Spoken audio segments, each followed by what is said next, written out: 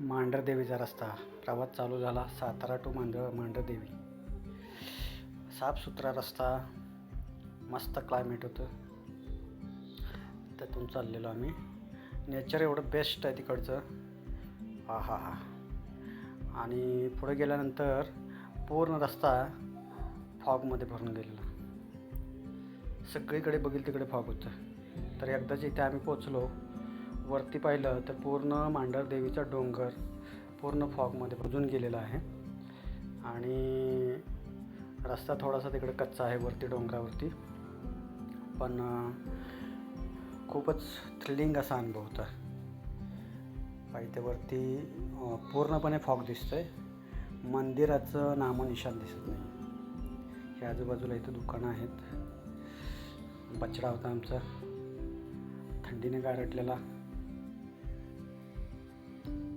इथं पुढे गेल्यानंतर समोरची काही एक माणसं दिसत आहेत. इथून पुढे गेल्यानंतर पायऱ्या लागतात. पायऱ्या पण पूर्ण फॉगमध्ये मुजून गेलेल्या होत्या. पूर्ण धुक्याचं एक जबरदस्त असं थ्रिलिंग ह्या डोंगरावरती येतं. वरती गेल्यानंतर हे मंदिर आहे. ते हे पहा, मंदिरासमोर रांगा लागले आहेत माणसांच्या. आणि अगदी जवळ गेल्यानंतरच मंदिर दिसतंय. आज संडे असल्यामुळं आणि दसरा या दोन्हीमुळं तिकडं खूपच गर्दी होती. हे बघा, इथं होम केलेलं आहे मंदिराच्या समोर. मोठे मोठे होम आहेत. हे मंदिराचा दरवाजा.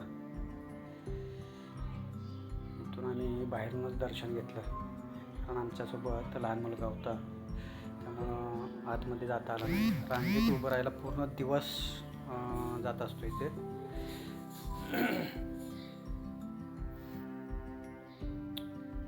क्लायमेट मात्र एक नंबर.